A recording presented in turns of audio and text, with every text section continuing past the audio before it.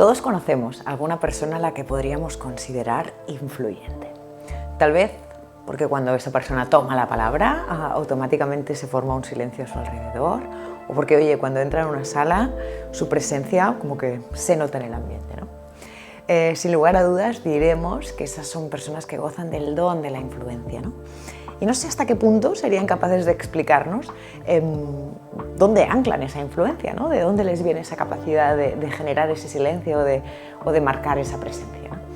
Como siempre, la propuesta es que recurramos a las personas expertas, a los especialistas, que nos ayuden a entender mejor dónde se sustenta la influencia, ¿no? De qué hablamos cuando hablamos de influencia.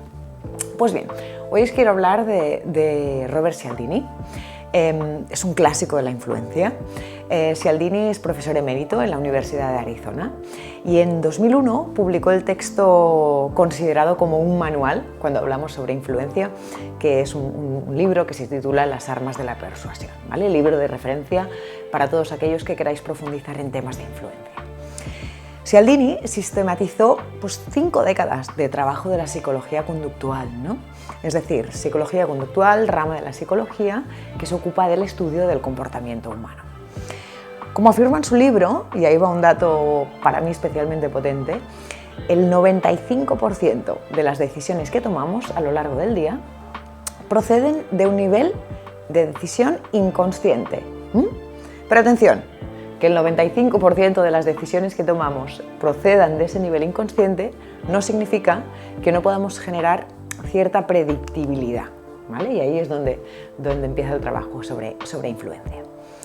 Gracias a la psicología conductual, decíamos, esa rama de la psicología que se ocupa del estudio del comportamiento humano, sabemos que los humanos reaccionamos a ciertos estímulos con patrones fijos, es decir, de una forma estándar, de una forma determinada.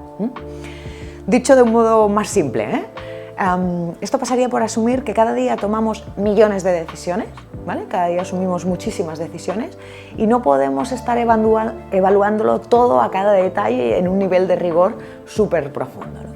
Eso sería un gasto de energía escandaloso, ¿no?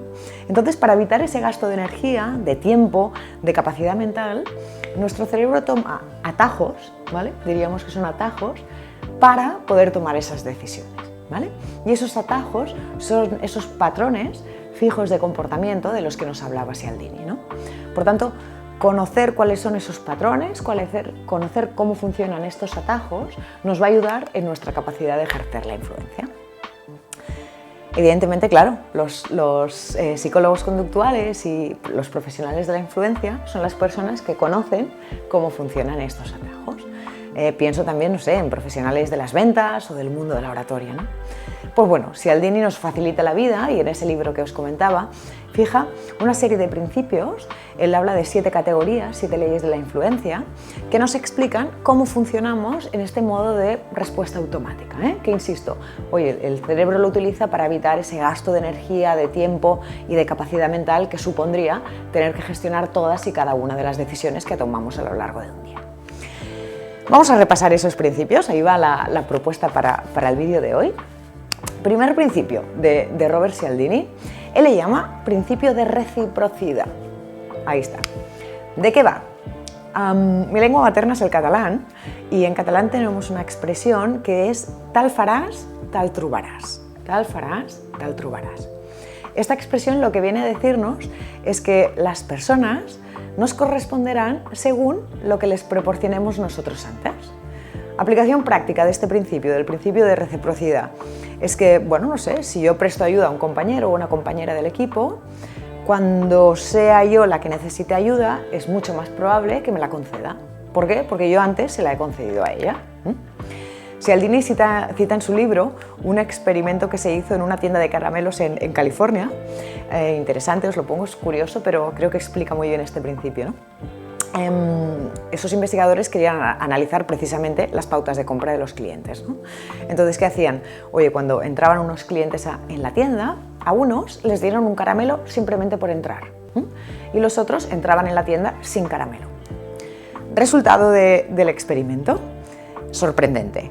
Recibir el caramelo gratis en el momento de entrar en la tienda aumentaba en un 42% las posibilidades de compra, ¿vale? Por tanto, principio de reciprocidad a la práctica. Si tú me das, es mucho más probable que yo después te dé. De algún modo, no sé si estarás de acuerdo conmigo, Cialdini dice que este principio funciona generando como un cierto sentimiento de deuda, ¿no? Porque tú me has dado, se genera en mí una cierta sensación de que debo devolvértelo, ¿no? Esa deuda. Y esto evidentemente lo saben comerciales aventajados que lo pueden utilizar, ¿no? Usar. Estos son lo de las muestras gratuitas y este tipo de pequeños obsequios que no tienen absolutamente nada de desinteresados, ¿no? Evidentemente, permitidme introducir aquí que un matiz, ¿no? Que es el de la auténtica generosidad. Que funcione este principio no significa que no haya personas que hacen cosas por los demás desde la absoluta generosidad. Y seguro que muchos de nosotros, muchas de nosotras, hemos hecho cosas simplemente desde la absoluta generosidad. Que exista el principio de reciprocidad no significa que todas y cada una de las cosas que hacemos sean interesadas, ¿eh? Aquí quiero reivindicar evidentemente la generosidad, ¿no?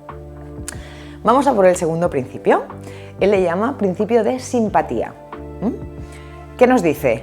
Pues algo que seguramente ya intuías, que es que nos gusta gustar, ¿vale? Nos gusta gustar, nos gusta causar una buena impresión, simple y llanamente. Y según el autor, hay como dos aceleradores de ese gustar, de ese generar esa buena impresión, ¿vale? Él dirá la afinidad y el elogio. Vamos a por la afinidad. Esto va de que nos sentimos más cercanas a personas con las que descubrimos que tenemos algo en común. Nos sentimos más cercanas a personas con las que detectamos que hay algo semejante. Ese algo puede ser edad, religión, tipo de trabajo, aficiones, lo que sea, da igual. En el momento que detectas que hay algo que compartís, se genera una corriente de afinidad que es positiva para la influencia, en términos de influencia. Por tanto, para conectar, para influir, importante detectar qué es lo que tienes en común con esa otra persona, porque esto va a generar unión. Esa es la idea, por ejemplo, en sesiones de team building, ¿no? Cuando trabajamos con equipos y los sacamos de la oficina o los sacamos de su entorno laboral tradicional. ¿Cuál es el objetivo aquí? Ostras, pues generar otro tipo de conversaciones, generar otro tipo de afinidades, sabiendo que eso va a unir, que eso va a generar unos lazos más profundos. Cialdini nos hablaba de esta semejanza y también nos hablaba del elogio, importantísimo, ¿no? Y cuánto nos olvidamos del reconocer a los demás, ¿no? De elogiar, de dar las gracias, de reconocer el trabajo hecho. El elogio genera afecto, seduce y desarma, ¿no? Lo puedes usar sobre todo con personas con las que sientes que, ostras, que hay algo que no acaba de funcionar, ¿no? Que no acabáis de conectar. Un buen ejercicio sería pensar, ¿qué me gusta de esa persona? ¿Qué admiro de esa persona? ¿Qué podría elogiar? Y que se lo puedas brindar, que se lo puedas regalar. Evidentemente tiene que ser sincero, ¿eh? Porque si no se va a notar. Pero pensar en qué puedo elogiar de esa persona, ya verás que va a generar muchísima afinidad. Por tanto, semejanza y elogio. Vamos a por el tercer principio que nos decía Cialdini. Es el principio de aprobación social.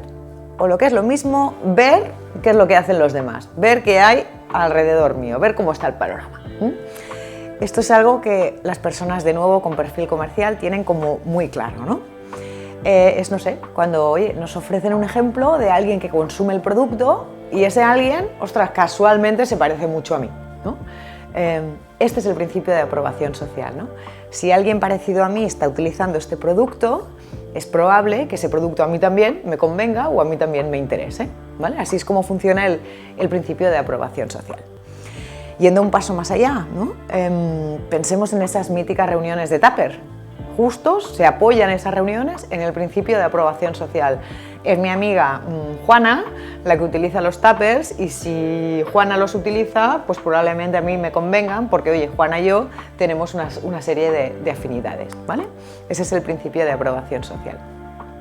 De hecho, el autor en la revista Harvard Business Review publicó un artículo donde ponía este ejemplo que os quiero compartir para explicar este principio, ¿no?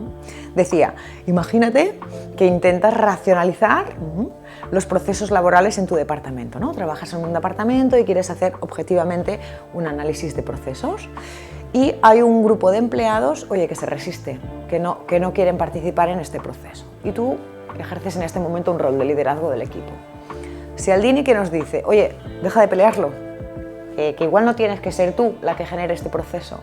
¿Por qué no hablas con trabajadores veteranos que se crean el proyecto y que sean ellos los que influencian al resto? y que sean ellos los que trabajan y persuaden al resto de compañeros del grupo, probablemente esto va a ser mucho más eficaz. Este es el principio de aprobación social. Nos recuerda que a veces la influencia se ejerce mucho mejor en horizontal que en vertical. Estamos casi por la mitad, no desesperemos. Vamos a por el cuarto principio, el principio de autoridad. ¿De qué va? Este principio nos indica que la voz de una persona experta nos facilita la vida. Porque, ostras, en esta marabunta de decisiones que tenemos que tomar, y si tenemos que evaluarlas todas y cada una de ellas, decíamos, gastamos energía, gastamos capacidad mental, gastamos tiempo, pues que una persona a la que consideramos experta nos ayude a decidir, va a ser algo que nuestro cerebro va a abrazar.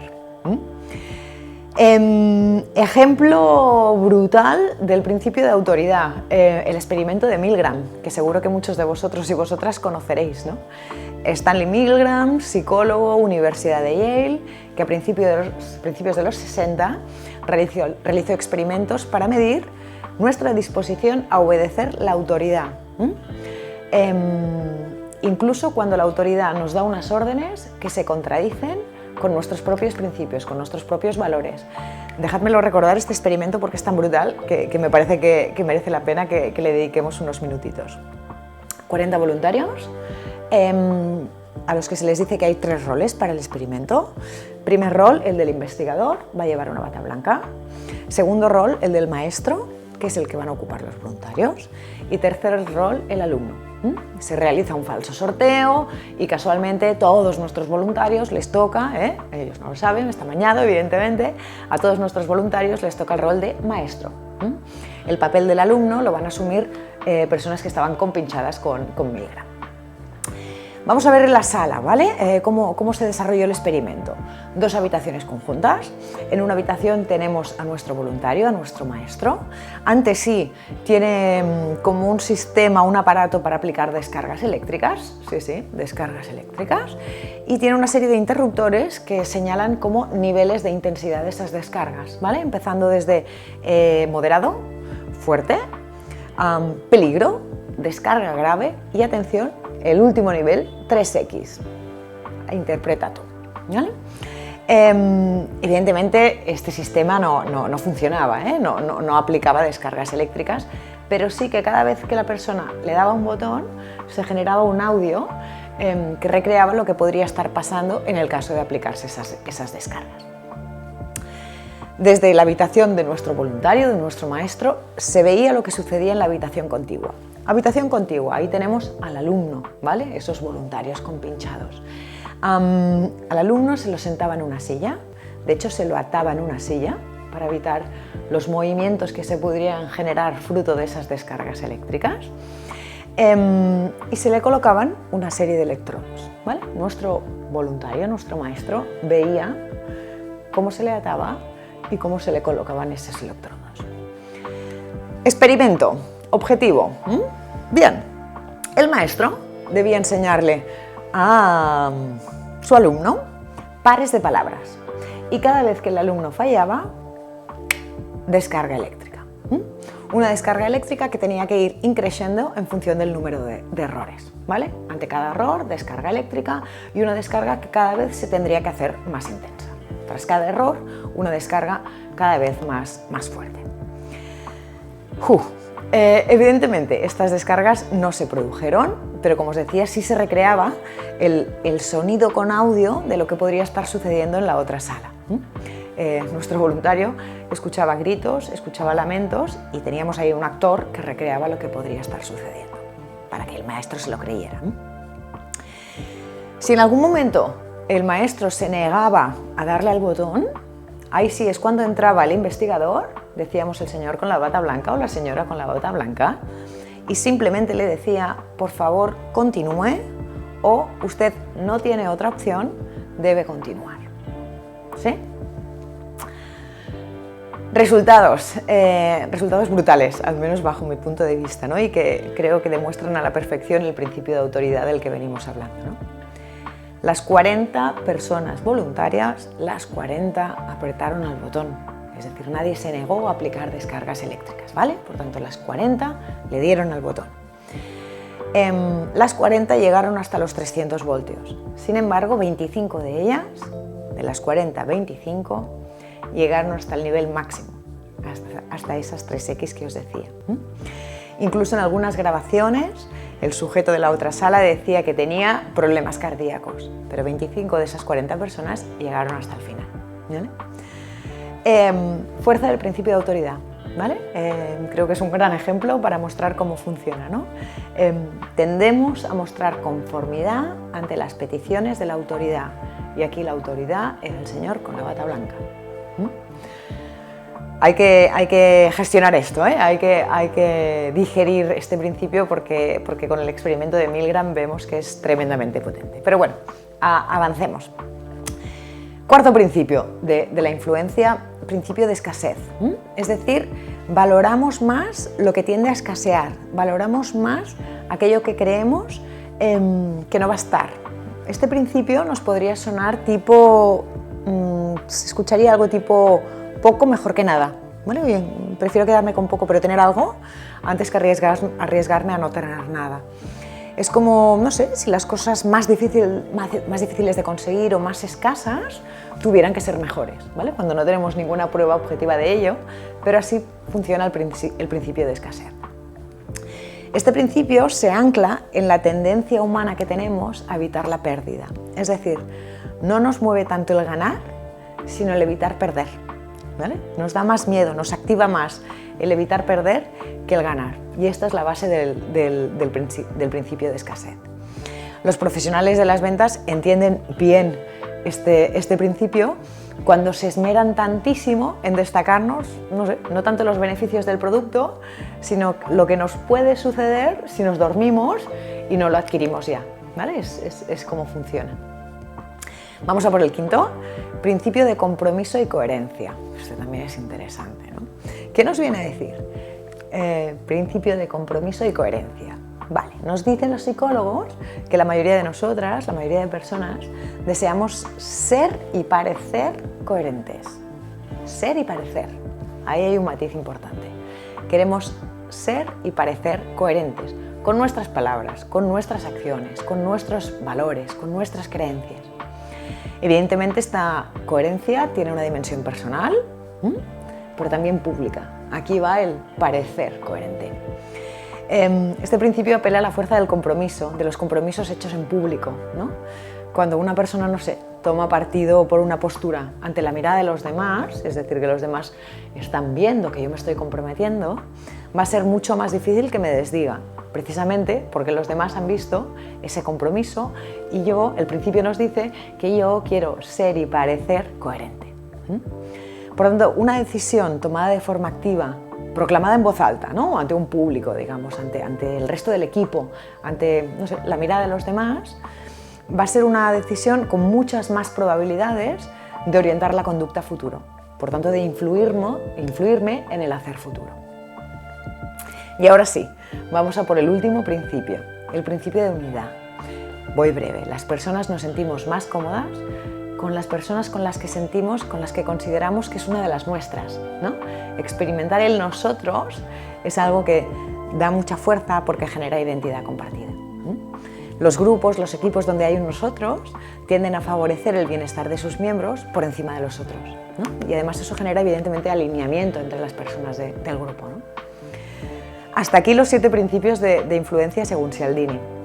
Como ya intuyes, una lectura que te recomiendo muchísimo si quieres trabajar en esto de la influencia, si quieres entender mejor cómo funciona y entender de qué forma nuestro cerebro toma esas decisiones en modo automático, que insisto, son unos atajos que nos ayudan, que nos facilitan la vida, ¿no? Evidentemente, aquí vamos a introducir el matiz que es que hablar de influencia no tiene nada que ver, por favor, ni con la manipulación, ni con nada que se le parezca. La influencia no tiene sentido si no es en el marco de la verdad, de la ética y de la honestidad, ¿no?